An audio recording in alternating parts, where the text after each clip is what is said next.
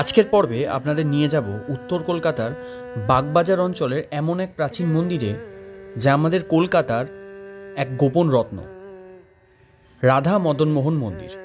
মন্দিরের অবস্থান 520 রবীন্দ্রসরণী, বাগবাজার।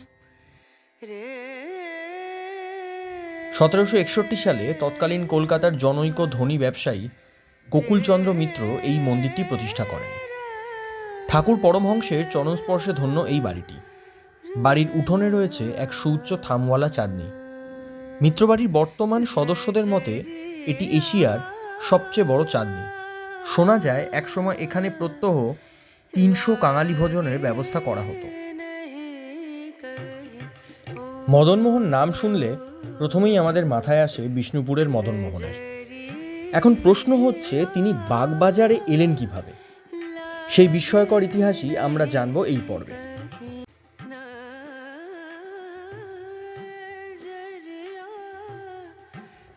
ঘটনাটি প্রায় 500 বছরের পুরনো। তৎকালীন বিষ্ণুপুরের জঙ্গলে বাস করতেন ধরণী নামে এক দরিদ্র ব্রাহ্মণ। তার কাছেই বিরাজিত ছিলেন মদনমোহন। একবার মল্লরাজ বীরহাম্বির শিকারে গিয়ে সেই ব্রাহ্মণের ঘরে আশ্রয় নেন। সেখানেই তিনি মদনমোহনকে চাক্ষুষ করেন ও ব্রাহ্মণের থেকে সেই বিগ্রহ কিনতে চান। ব্রাহ্মণেতে রাজি না হওয়ায় রাতের অন্ধকারে রাজা সেই মূর্তি চুরি করে প্রাসাদে ফিরে যান। প্রথমে মূর্তিটি রাজবাড়ির লক্ষ্মীগৃহে প্রতিষ্ঠা করা হয়। পরবর্তীকালে মল্লরাজ দুর্জন সিংহ 1694 সালে বিষ্ণুপুরের মদনমোহন মন্দির প্রতিষ্ঠা করে সেখানেই মূর্তিটি স্থাপন করেন।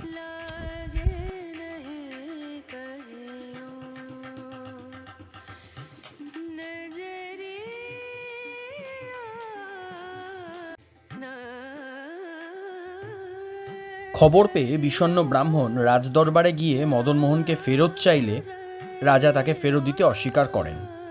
শোকে দুঃখে ব্রাহ্মণ রাজাকে অভিশাপ দেন, হে রাজন, যার লাগি তুমি আমার ঘর খালি করিলে, যার লাগি তুমি আমার অশ্রু ঝরাইলে, একদা সেও তোমা হইতে সুদূরে গমন করিবে।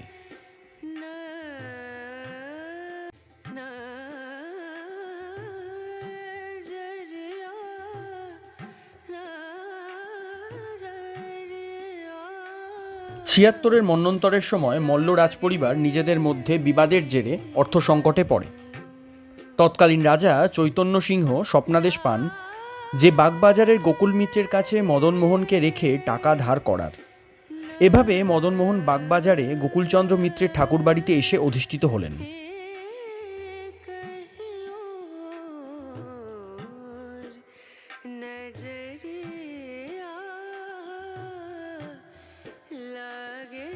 এরপর থেকেই গোকুল মিত্রের সচ্ছলতা বৃদ্ধি পেতে থাকল। তার দৃঢ় বিশ্বাস জন্মালো যে মদনমোহনের কৃপাতেই সব হচ্ছে।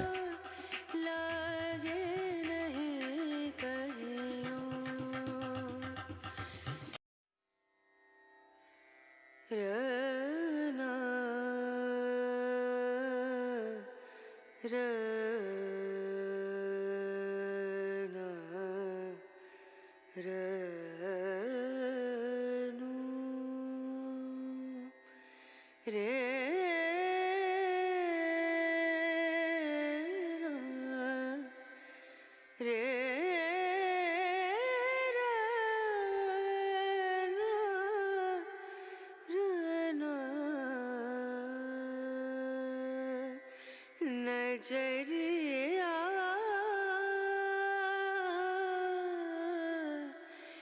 लागे नहीं कहीं ओ नजरिया लागे नहीं कहीं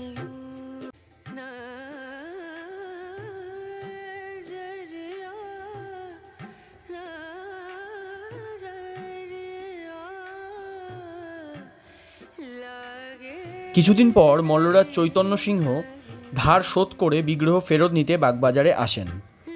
এদিকে গোকুল মিত্রের কন্যা বিষ্ণুপ্রিয়া মদনমোহনের সেবায় এতটাই নিয়োজিত যে সে মদনমোহনকে তার জীবনসঙ্গী হিসাবে বেছে নিয়েছে। সচ্ছলতা বৃদ্ধির কারণে গোকুল মিত্র মদনমোহনকে ফিরিয়ে দিতে রাজি ছিলেন না। তাই মল্লরাজের কাছে কিছুদিন সময় নিয়ে তিনি ছলনার আশ্রয় নেন। একই রকম দেখতে একটি বিগ্রহ তৈরি করেন ও রাজাকে খবর দেন। রাজা এসে আসল মূর্তি চিনতে না পেরে নকল মূর্তি নিয়েই ফিরলেন বিষ্ণুপুর। ফলে গেল সেই ব্রাহ্মণের অভিশাপ।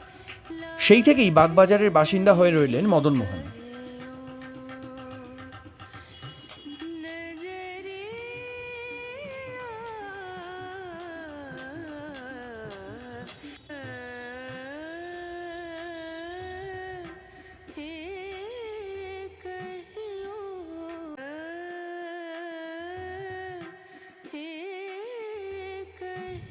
আজও গোকুল মিত্রের ঠাকুরবাড়ির গর্ভগৃহে নিত্য পূজিত হন মদনমোহন। সঙ্গে রয়েছেন শ্রী রাধিকা ও তার দুই সখী। প্রতি বছর দোলযাত্রা, জন্মাষ্টমী, রাধাষ্টমী, রথযাত্রা, ঝুলন যাত্রা প্রভৃতি অনুষ্ঠান এই মন্দিরে পালিত হয়।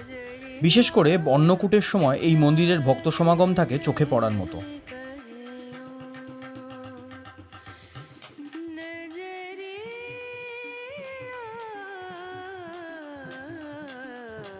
শ্যামবাজার বা শোভাবাজার মেট্রো স্টেশন থেকে হেঁটে বা আমাদের ঐতিহ্যবাহী টানা রিকশায় সহজেই এই মন্দিরে পৌঁছে যাওয়া যায়।